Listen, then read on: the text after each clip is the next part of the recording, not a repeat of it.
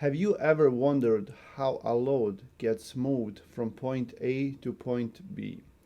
In this video, I'm going to try to explain that to you. My name is Enes. This is Never Stop Trucking. Let's start right now. A truckload is basically a commodity that gets put on a truck, on a trailer, and gets moved for someone, from someone to someone for any reason. Okay, usually it's production, sometimes it can be inventory for a store, sometimes can be for a construction site, a lot of things, maybe even private use. Some people will sell a lot of things from their home and they order a truckload of something. Okay, so I'm going to explain to you how that works.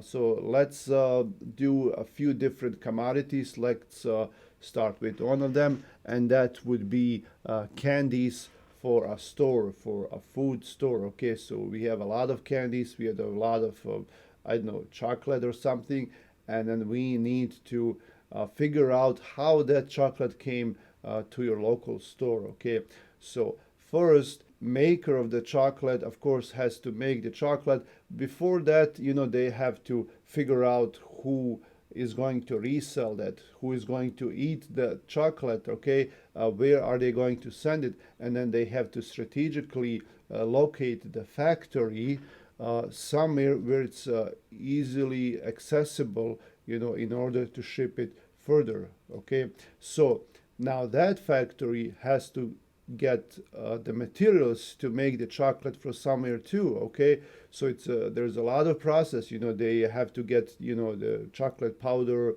if they're using any nuts, the sugar, the additives, the packaging. There's a lot of transportation included in this, a lot of inventory, warehousing, a lot of planning. So all those little things have to be brought to that factory where they're going to make it and where they're going to package the chocolate, the candies. Okay, so in order for them to start that, it's going to be a logistical nightmare, and no one thinks about it. Everyone thinks about, well, how do they make this chocolate? Okay, it's so good, but there are so many things involved in that, and includes trucks, in order for you to be able to eat a chocolate at home, or your kids, or me.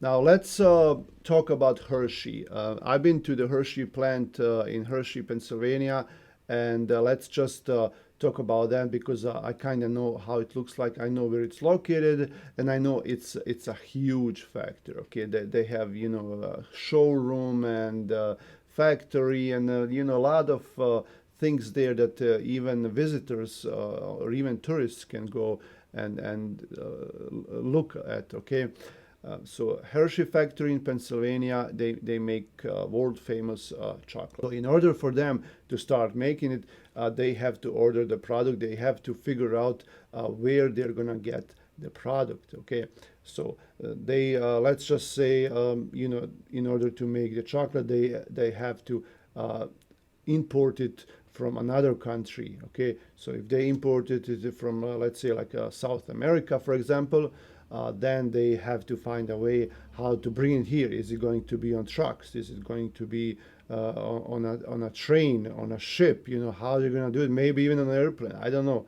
So they have to figure out how to bring that from there. So now we go even back. Now let's just say we go to South America, and we have a farm where they make the cocoa, and they have to pick the product and clean it, process it, assort it, package it, and ship it to United States of America. Okay, so now they have to figure out how to bring that over here. Once they found a way to bring it, they send it. It takes probably a few days, few weeks, maybe even months to get it, and now they have one of the materials here in Hershey. Now they have to find a farm where they grow the nuts. Okay, so whatever kind of nuts, let's just say peanuts. Okay, so now in that farm, same thing, how to bring it here, how to bring the product, how to they also all this has to be FDA approved. They have to inspect all the product. Everyone is very strict as far as the food goes. They have to, make sure it hasn't been expired. It's nothing poisonous, nothing that will make you sick. Okay, so they have to make sure that even before they send it, that it passes all those inspections. Even when it comes here to United States, also they have to do another inspection, make sure everything passes, the FDA standards. And then so on and so on. Now they have to worry about the packages. They have to contact a company that will, make the boxes, or the wraps, figure out, what's going to be on the wraps, how they're going to design it, what kind of material, where can they have the best prices available for that, with best quality. And then also they have to bring that in here to the factory. Even the boxes, where they're going to package everything and put it on pallets, they have to make sure the boxes are okay, that they'll be filled, they have enough pallets to put them on, shrink wrap to shrink wrap, all of these kinds of things. So now they're finally in the process of making. They make their product, they package it, put it in boxes, put it on pallets, and it's ready to ship. Now the stores that will resell them, they have to contact them and have them ship it. But usually with these big products, it doesn't work like that.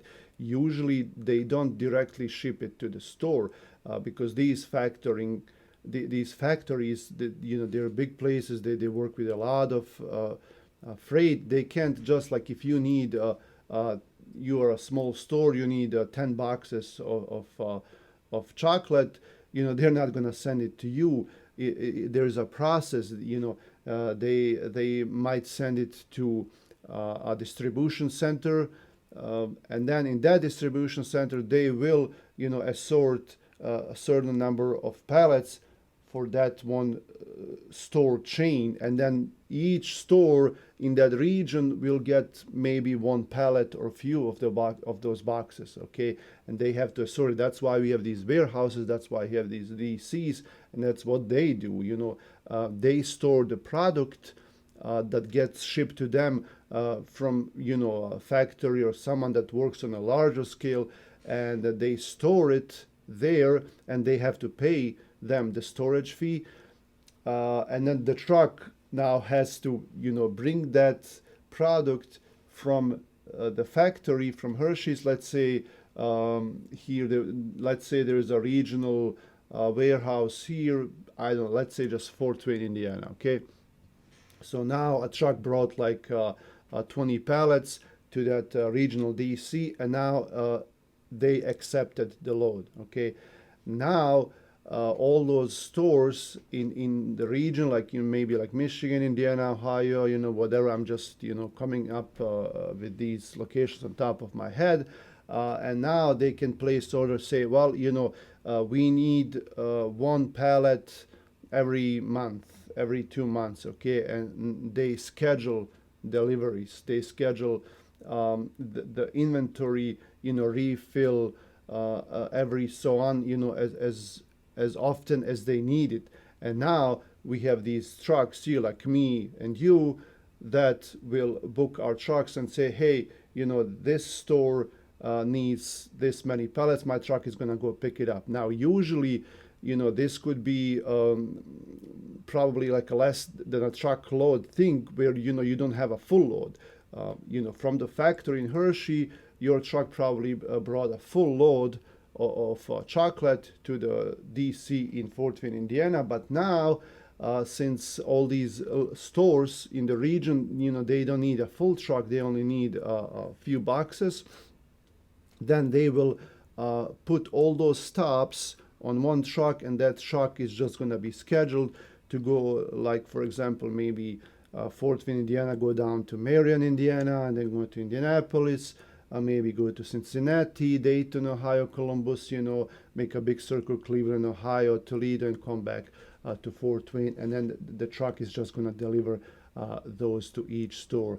And now the product is in a store, and then, they take it off, put it on their shelves, inventory it, scan it, make sure it's in the inventory, put it in the box, and now you can go ahead and buy your kid a piece of chocolate, or me.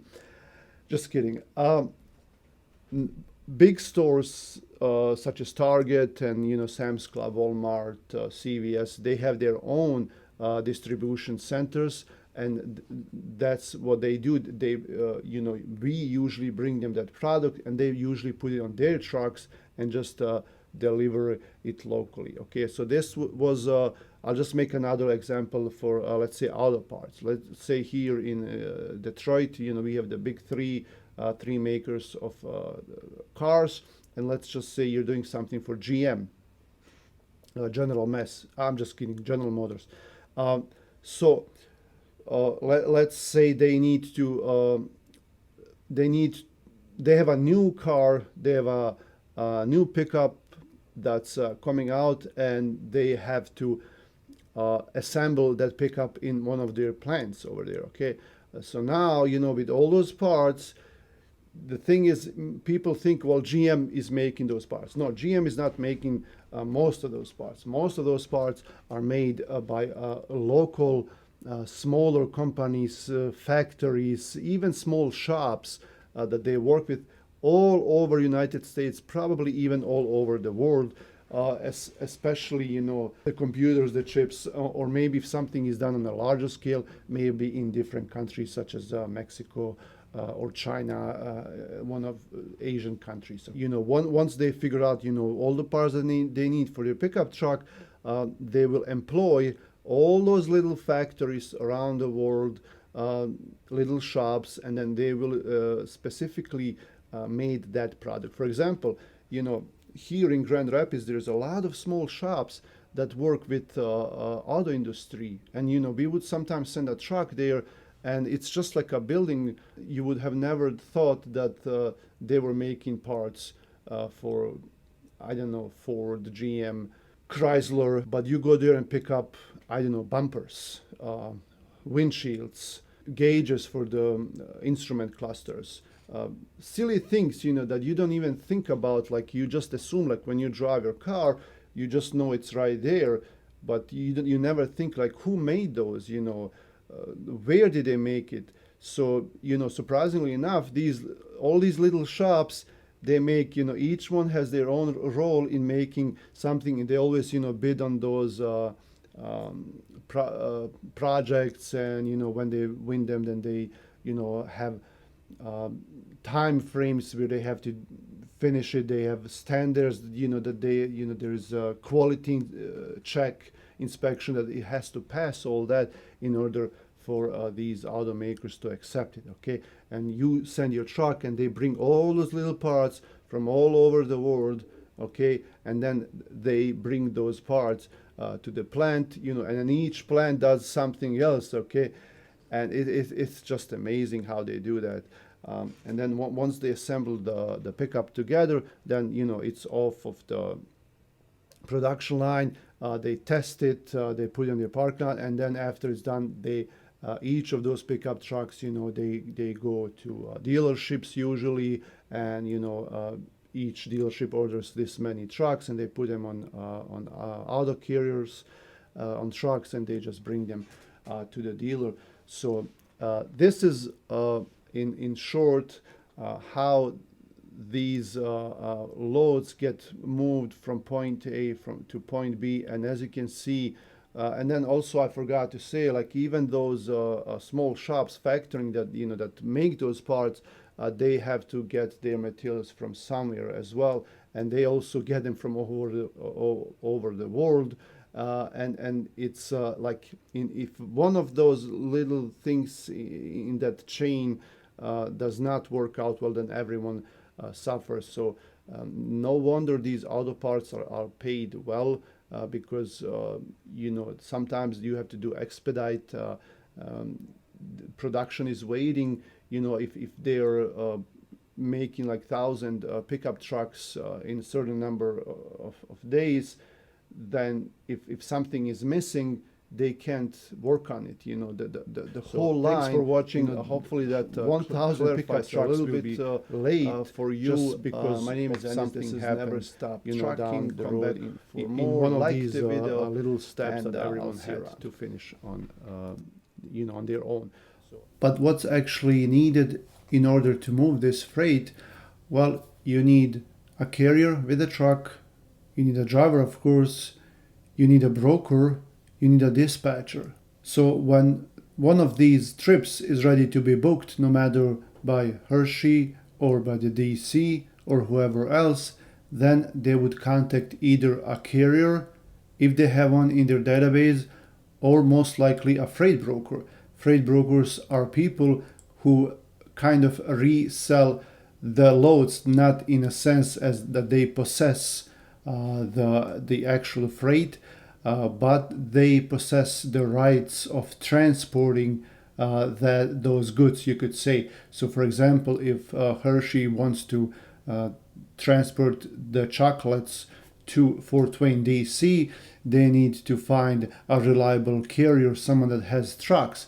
If they don't have anyone in their database, or they can't find anyone that has an available truck at that place and time, they would reach out to a freight broker. Freight brokers have access to thousands of trucking companies, and they can post that load on a load board, such as DAT load board, and carriers as myself can actually see the load posted on DAT board and see that there is a load available from Hershey, Pennsylvania to Fort Wayne, Indiana. Okay, I would call that broker and tell them, hey, I have a truck.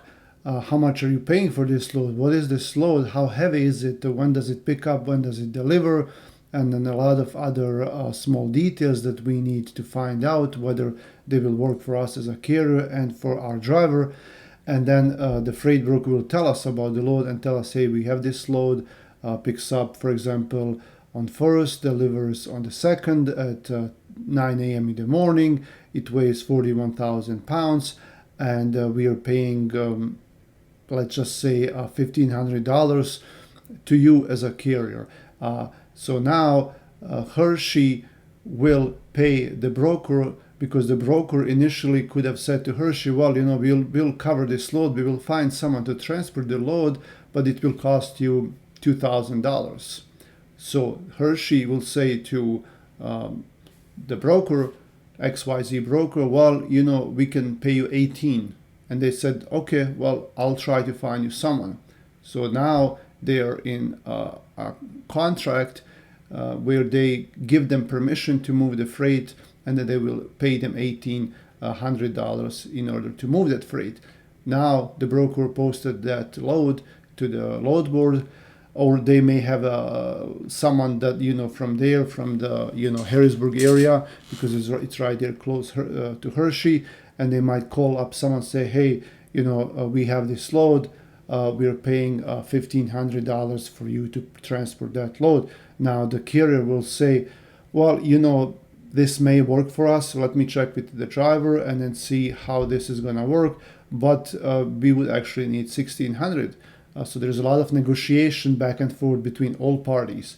And then the broker might say, well, I need someone covered, I can't find anyone else, I'll just give this load to this carrier for $1,600, and then in that process the broker will make $200. Sometimes it can be way more, sometimes it can be way less, but I'm just taking this as an example. Okay, so now the broker found a carrier. They sent them the paperwork, a contract. It's called a rate confirmation.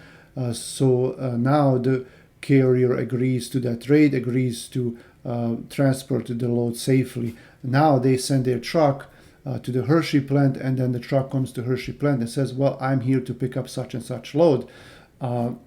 Before that happened, the Hershey plant or whoever they work with, they are in the back office, whoever organizes the transportation, they provided the freight broker with specifics of the load, maybe a pickup number, a PO number, a bill of lading number, something that determines that particular load that needs to go to Fort Wayne. Okay, so they provided the broker with the pickup number, and now the broker includes that pickup number or a PO number in the rate confirmation that they send to the carrier. And that rate confirmation includes the pickup cities and deliveries, all specifics about the loads, and it's kind of like a little contract that, carrier has to do everything safely. They have to follow the hours of service, notify broker if there are any delays, things like that, if there are any damages. And initially carrier accepts to transport that freight for $1,600.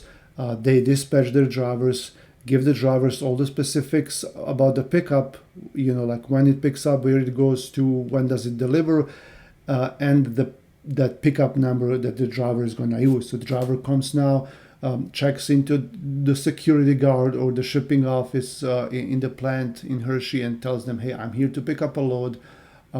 Picks up today on the 1st, delivers tomorrow, goes to Fort Wayne, Indiana. I have a pickup number. He gives them a pickup number. They check in their computer and they find the load. They say, okay, the load is ready. You go back up to the dock number 22, and then we'll load you as soon as possible. There might be an appointment time involved. So if it picks up at noon, the driver might be early, like 11. They will say, okay, we'll start loading you at noon. In my opinion, this should be done. Everything should be done within 1 hour. These big plants, sometimes they take their time. That's another story to load. But let's just say this load was picked up loaded in 2 hours onto the truck. And now they give the driver the paperwork that load called bill of lading, and that specifies everything that's on the truck, because the driver has legally to have it because of DOT, police, and they have to know what's in the truck. And then once they come to Fort Wayne the next morning, they have an appointment, let's just say at 8 a.m. or 9 a.m. to deliver, and the driver physically gives them that paper, says, I have a load for you, I'm delivering a load from Hershey, Pennsylvania. Here are all the specifics on that bill of lading. And they say, okay, well, we were expecting this load. They look up in their computer, put in that PO number and say, okay, we were expecting this load, go to dock 112, and then we'll unload it as soon as we can. Now, at that point, the driver backs up to the dock. They unload the driver, hopefully in a decent, in timely manner. When they're done, there are no shortages. Everything matches as specified on the paperwork. Nothing is damaged, and they sign. Whoever unloaded the truck signs their name and says, I, such and such, John Doe, unloaded this truck at this time, this date, and that is called clean bill of lading, meaning there are no. Nothing is wrong with the load. Nothing is missing. There is not there is not too much stuff. There are no overages. Nothing is damaged. The driver now officially delivered this load. What the driver does now, lately everyone has been taking a picture of their phone, or they can scan it if they have a scanner, or maybe go to a truck stop and fax it, email it to the carrier, to their boss, that piece of paper, because that's a legal document. That's their proof of delivery. This proves that this carrier actually delivered this load. Okay, and they make out an invoice with all the specifics about the load. So they use three things: the bill of lading as a proof of delivery, the rate confirmation that the broker sent them as a legal contract that tells them that they're going to pay them $1,600, and the invoice that they produce that says we are billing that broker. This carrier is billing that broker, and that broker is supposed to pay us within usually 30 days. Okay. So now they put this all together. The carrier puts all this paper together. They send it to the broker via email or mail, or maybe sometimes they can upload it on the broker's website. And now that invoice has been sent to the broker, and their department that deals with accounting now checks all the paperwork, checks if everything is clear, everything is as it was supposed to be, and now they're saying, okay, everything is fine. You're scheduled for a payment within the next 30 days, 2-3 weeks to 30 days. And then they will send out a check or do an ACH transaction, do a direct deposit into the carrier's account. and they will also use that bill of lading, the broker, to produce their invoice and then send it to that plant, to Hershey, or to their accounting. And then because they need to be paid now also to get paid those $1,800 from them. Okay, and that's very shortly, not that shortly, I know, but as short as I could, to tell you about how the load is moved from point A to point B, what's everything involved, and then also at the end how everything gets paid. Hope you like this video. Come back for more, subscribe to the channel. I'll see you around.